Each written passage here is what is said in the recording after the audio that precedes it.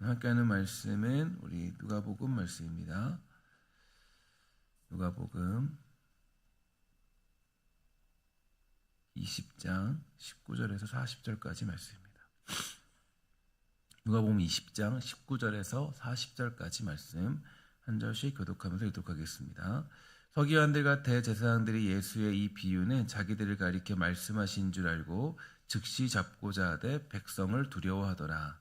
이에 그들이 엿보다가 예수를 총독의 다스림과 권세 아래에 넘기려 하여 정탐들을 보내어 그들로 스스로 의인인 체하며 예수의 말을 책잡게 하니 그들이 물어 이르되 선생님이여 우리가 아노니 당신은 바로 말씀하시고 가르치시며 사람을 외모로 취하지 아니하시니 오직 진리로서 하나님의 도를 가르치시나이다. 우리가 가이사에게 세를 바치는 것이 옳으니까 옳지 않으니까 하니 예수께서 그 관계를 아시고 이르시되 데나리온 하나를 내게 보이라. 누구의 형상과 글이 여기 있느냐. 대답하되 가이사의 것이니이다. 이르시되 그런즉 가이사의 것은 가이사에게 하나님의 것은 하나님께 바치려 하시니 그들이 백성 앞에서 그의 말을 능히 책잡지 못하고 그의 대답을 놀랍게 여겨 침묵하니라.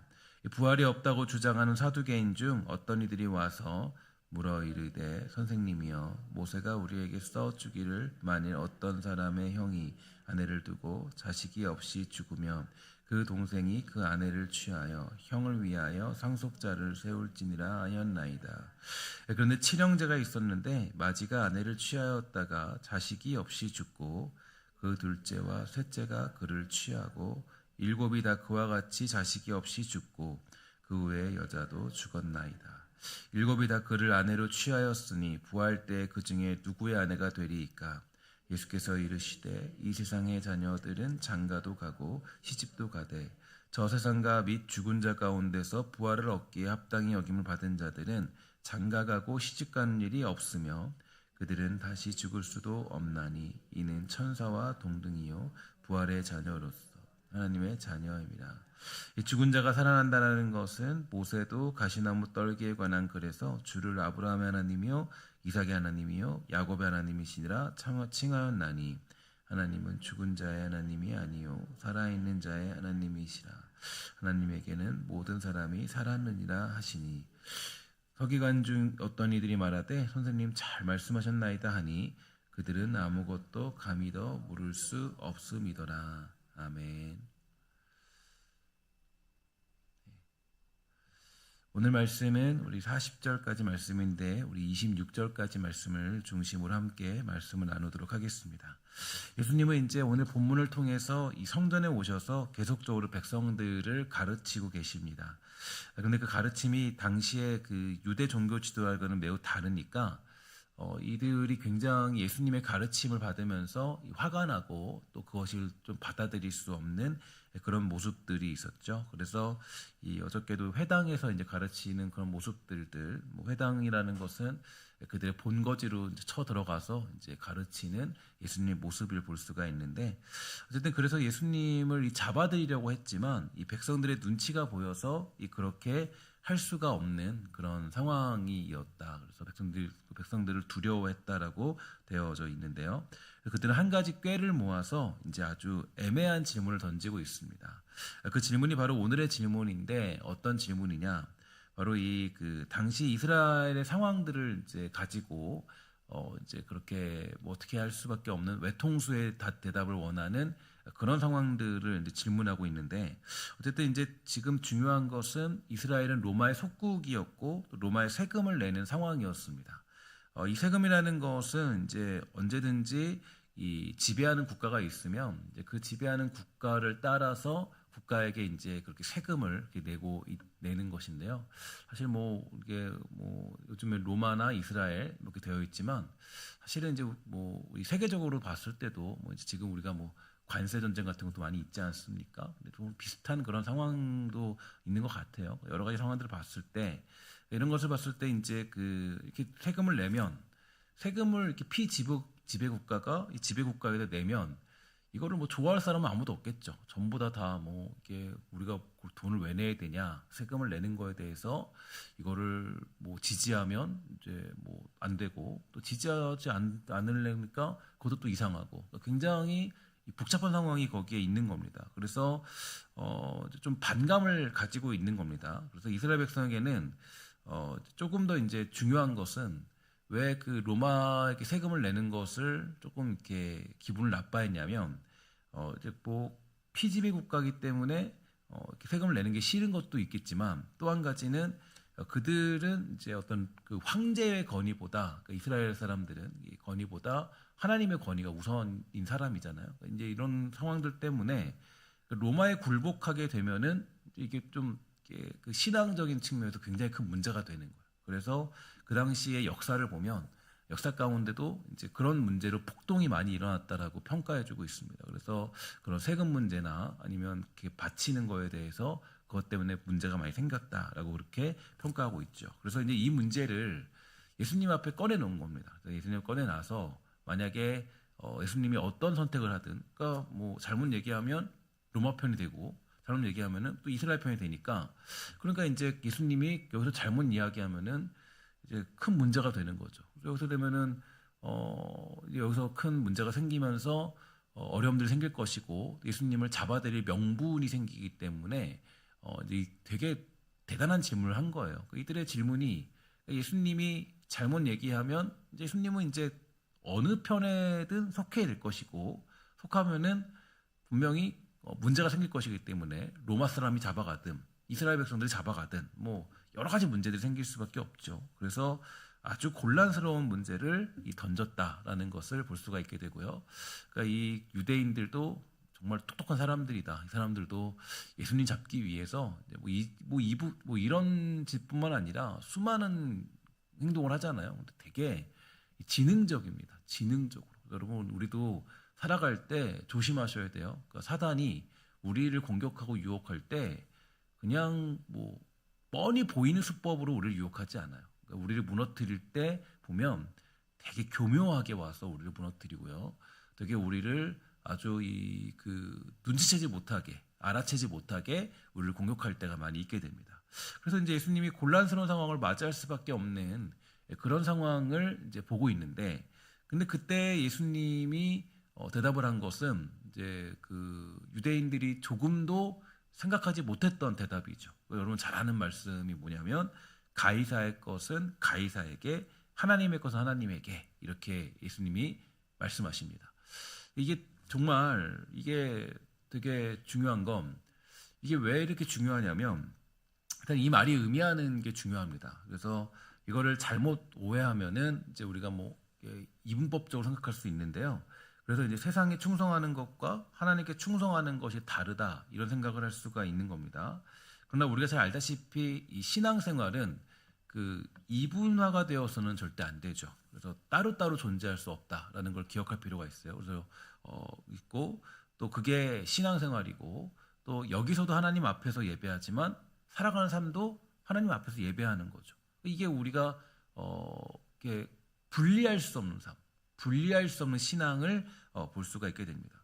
근데 우리가 살아가는 이 시대의 가장 큰 그런 위기와 또 이 교회와 어떤 이 신앙의 삶 속에서 가장 큰 위기는 바로 신앙이 이분법화되어 있는 상황이 되는 겁니다. 그래서 교회 생활은 교회 생활이고, 또 예수 믿는 건 예수 믿는 거고, 또 살아가는 삶은 삶이고. 예를 들어서 뭐 교회에서는 직분을 가지고 있지만 또 살아가는 현실 가운데 우리들의 모습은 다른 경우가 많이 있게 되죠.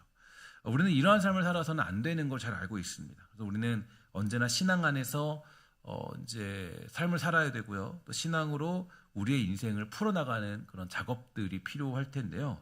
그러니까 이게 우리가 살아가는 목적이에요. 살아갈 때, 그러니까 내가 여기서 배운 거를, 여기서 내가 알게 된 거를, 깨달은 거를, 이걸 가지고 이제 주어진 인생에서 살아가는 거, 그게 이제 우리가 살아가는 신앙의 모습이잖아요. 추구하는 모습이잖아요.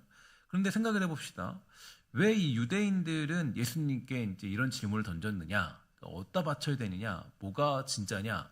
라고 이렇게 던졌냐면, 이거는 이제 정확하게 나타나고 있죠. 그러니까 뭐냐면, 그들이 바로 그 이분화된 삶을 살고 있었기 때문입니다. 그러니까 이분법화된 삶을 살고 있었고 그들이 거기서 이제 그 신앙은 신앙대로, 삶은 삶대로 살고 있었기 때문에 예수님께서 대답을 하면 당연히 이거는 분리되어서 이제 생각을 해야 된다. 신앙과 삶이 분리되어 생각을 해야 된다. 이렇게 얘기를 이제 질문을 던지게 된 거죠.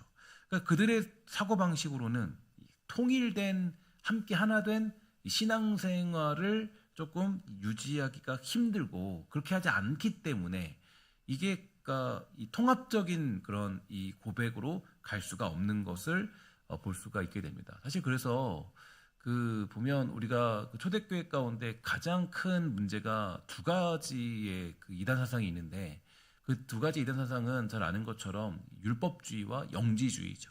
율법주의, 영지주의를 보면 이거는 분리되는 겁니다. 그래서 이제 보면 완전히 신앙과 삶이 따로 떨어지는 거죠. 완전 떨어지는 거죠. 어떤 내면적인 어떤 변화보다도 외적인 것에 굉장히 치중하게 되고 영지주의도 마찬가지인 게 영지주의도 여기서는 우리가 이제 구원을 받아서 막 뭐 하지만 그러나 이 삶에서는 전혀 문제가 되지 않는다. 삶에서는 네가 대충 살아도 구원과 뭐 어떤 뭐 거룩과는 관계가 없다. 이게 영지주의지 않습니까? 영지주의도 그렇고 율법주의도 그냥 내가 이 지키는 것에 대해서 굉장히 얘기를 하지만 외적으로는 그러니까 나가서는 잘 지키지만 그 율법주의는 뭐예요? 내가 삶에서는 뭐 굳이 하나님과 어떤 그 내적인 소통은 할 필요가 없다. 뭐 이런 비슷한 내용이 담겨져 있는 거죠. 그래서 예수님께서는 이 땅에 오셨는데 그러니까 예수님이 이 땅에 오셔서 가르쳐 주신 것은 이겁니다. 뭐냐면 유대인들이 그렇게 이분법적인 삶을 살았고 그 당시에 신앙인들이 전혀 이 내면화되지 않은 그런 삶을 살았기 때문에 그때 예수님께서 오셔서 가르치신 것은 그러니까 모든 신앙을 통합적으로 봤을 때 예수 그리스도가 우리 인생의 답이라는 것을 예수님이 선포해 주신 것이고 살아가는 모든 인생과 또 모든 삶의 경험과 좌절과 실패, 괴로움과 슬픔과 기쁨, 즐거움 그 모든 것들을 통하여서 그러니까 그걸 분리할 수 없고 모든 것이 예수님이 답이라는 것을 우리에게 가르쳐 주신 것을 볼 수가 있게 되죠.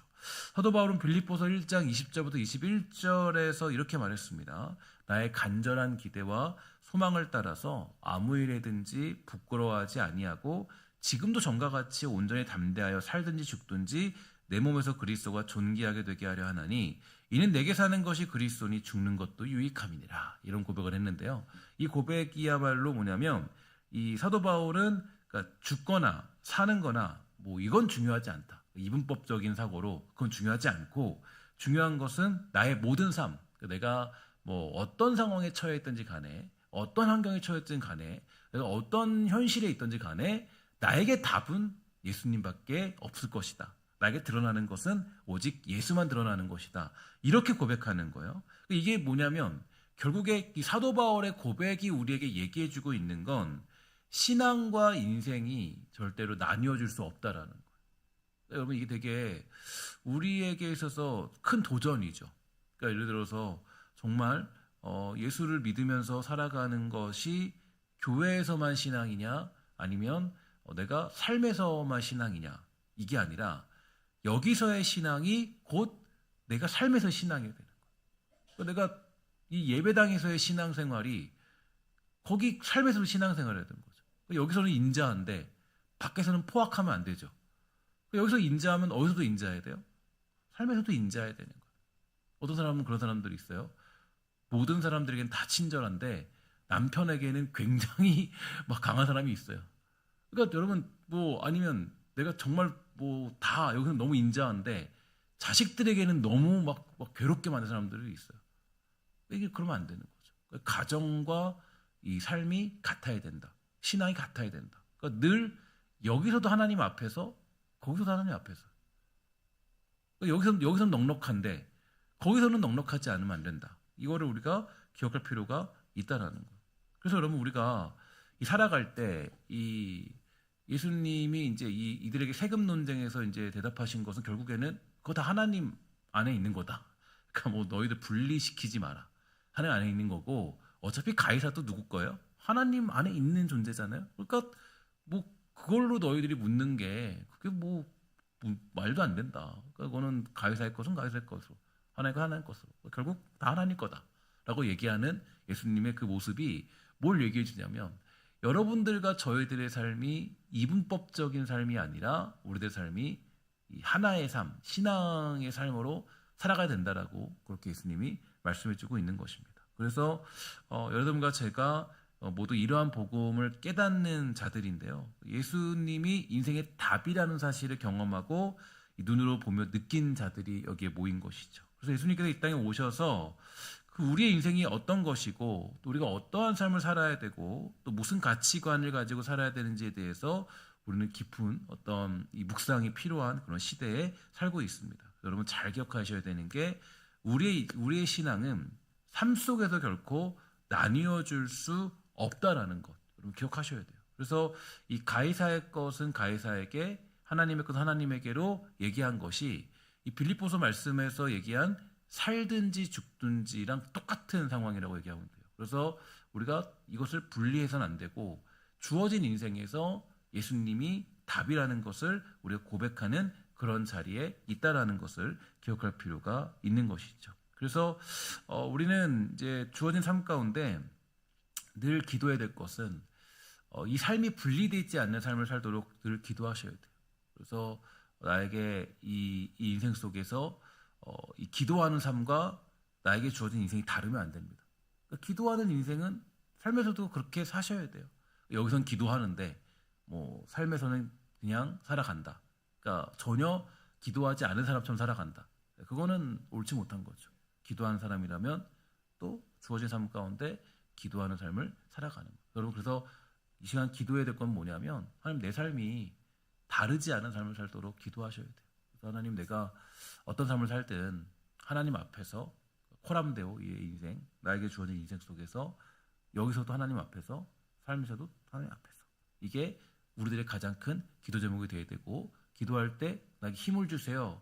이 힘을 달라는 것은 어떤 소망이 이루어지는 힘이 아니라, 내가 이 말씀대로 살아가는 그런 힘, 내가 무슨 폭풍을 만나고 어려움을 만나도 여전히 거기서도 그리스도인임을 정말 증거하는 그런 삶을 살아가는 인생, 그게 여러분과 제가 기도해야 될 가장 중요한 메시지라고 생각합니다. 여러분, 오늘 새벽을 통해 기도할 때 오늘의 이 말씀 묵상을 통해 또 여러분 주어진 인생이 다르지 않은 삶을 살아내는 그런 성령의 역사가 있게 되기를 주의 이름으로 간절히 부탁을 드리겠습니다. 기도하겠습니다.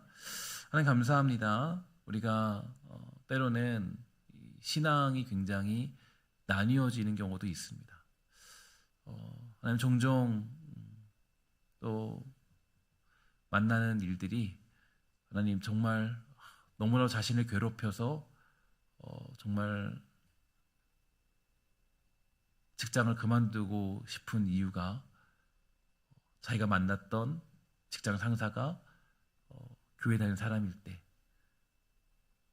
그런 하나님 토로도 듣게 되고, 또 누군가에게 주어진 사회 속에서 또 너무나도 이중적인 어떤 그리스도인의 모습을 보면서 시험에 드는 사람들, 하나님 많이 있습니다. 하나님, 혹시라도 우리가 그러한 길을 걸어가지 않도록 주여 돌보아 주옵시고, 누군가를 시험에 빠뜨리지 아니하고, 하나님, 우리가 예수님을 나에게 주어진 삶 속에서 자랑할 수 있는 귀하고 아름다운 삶을 살아가는 성도의 힘을 주여 베풀어 주시옵소서.